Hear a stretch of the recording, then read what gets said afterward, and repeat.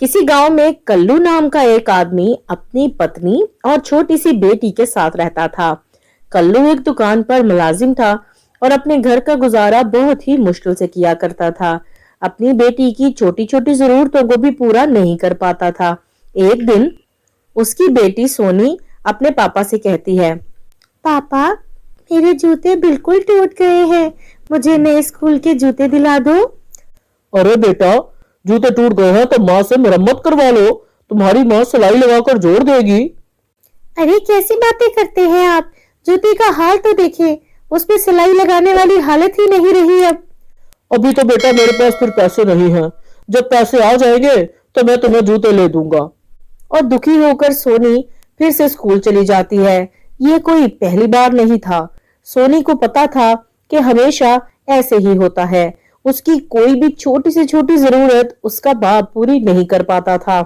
अब तो स्कूल में उसके फटे यूनिफॉर्म और टूटे जूतों से उसका खूब मजाक उड़ाने लगे थे। अरे अरे, ये देखो तो सही सोनी के जूते कितने हवादार हैं, हर जगह से अंदर हवा जाती होगी पाँव को। अरे इसके कपड़े तो देखो, हमारे स्कूल के चौकीदार की बेटी लग रही है, इतने फटे कपड़े। साथ ही दिवाली का त्योहार भी करीब आ रहा था और सभी लोग पटाखों की तैयारियां कर रहे थे। सोनी जानती थी कि हर साल की तरह इस साल भी वो पटाखे नहीं चला पाएगी। तभी स्कूल की सभी लड़कियां आपस में एक दूसरे को दिवाली की तैयारियों के बारे में बता रही थीं। शीला, इस बार तुम कितने के पटाखे चलाओगी? पूरे 5,000 के। क्या? ये तुम क्या कह रही हो शीला? 5,000 के पटाखे चलाना तो बिल्कुल फजूल खर्ची है। तुम्हें कोई जरूरत नहीं है मुझे नसीहतें देने की, गरीब लड़की। अब तुम्हारी तरफ 10-20 के पटाखे तो नहीं चलाऊंगी मैं, मेरे पास बहुत पैसा है। शीला को सोनी की नसीहत सुनकर बहुत गुस्सा चढ़ जाता है।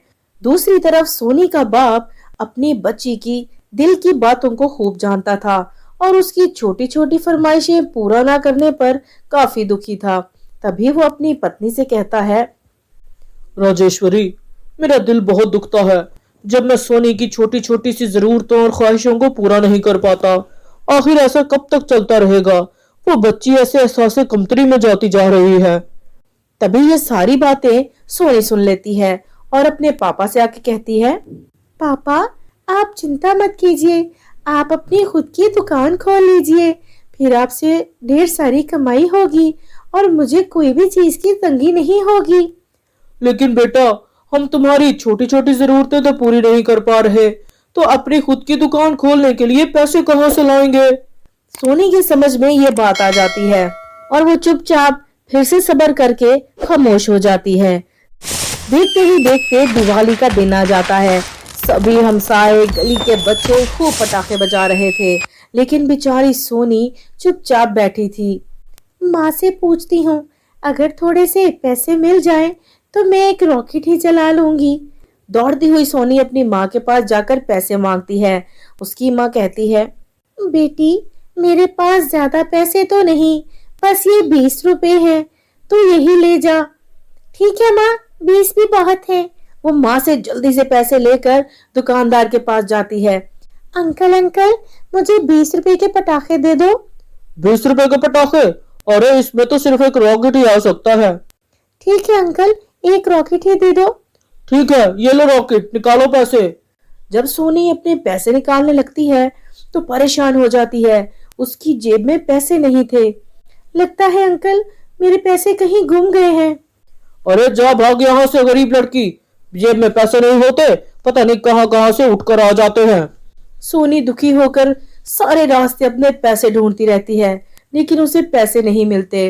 वो वहीं पत्थर के ऊपर बैठकर रोने लगती है कि वहां एक परी आ जाती है। क्या बात है सोनी, क्यों रो रही हो? मेरे पास पटाखे जलाने के पैसे नहीं है। माँ ने 20 रुपए दिए थे, वो मुझसे गुम गए। अब सब पटाखे बजा रहे हैं, मैं क्या करूं? बस इतनी सी बात, मैं तुम्हें 2 रॉकेट दूंगी, ये तुम ले जाकर घर जाकर चला देना, इससे तुम्हारे दिन फिर जाएंगे। परी की बात सुनकर सोनी खुश हो जाती है और दोनों रॉकेट लेकर घर चली जाती है। अपने माता पिता को परी की सारी बात बताती है। अरे क्या होगा इस रॉकेट को चलाने से? कैसे दिन फिर जाएंगे? ये रॉकेट क्या पैसे भी साथ बरसाता है? पता नहीं पापा, लेकिन परी ने कहा था। तभी वो एक रॉकेट चलाती है।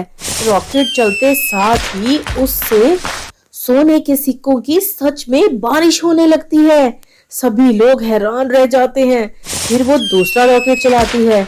उससे सोने के ढेर सारे जेवरात की बारिश होने लगती है। उनके पास अब काफी सारा सोना जमा हो गया था। माँ, परी ने सही कहा था, रॉकेट जलाने से हमारे दिन बदल जाएंगे। हमारे पास कितना सारा सोना जमा हो गया। हाँ बेटी, अब हम अपने भी काम करेंगे और बहुत से गरीब लोगों की इससे मदद भी करेंगे। इस तरह सब कुछ ठीक हो जाता है और वो सारा परिवार हंसी खुशी रहने लगते हैं। साथ ही साथ दूसरे परेशान लोगों की मदद भी करते हैं। तो मेरे प्यारे दोस्तों, इस कहानी से हमें ये सबक मिलता है कि हमें हमेशा दूसरों की मदद करनी चाहिए। अपने पास जितना भी पैसा हो, हमें उससे सिर्फ खुद के लिए नहीं रखना चाहिए, बल्कि उससे गरीबों को भी हिस्सा देते रहना चाहिए। कहानी आपको पसंद आई हो तो लाइक करें और चैनल को सब्सक्राइब करें।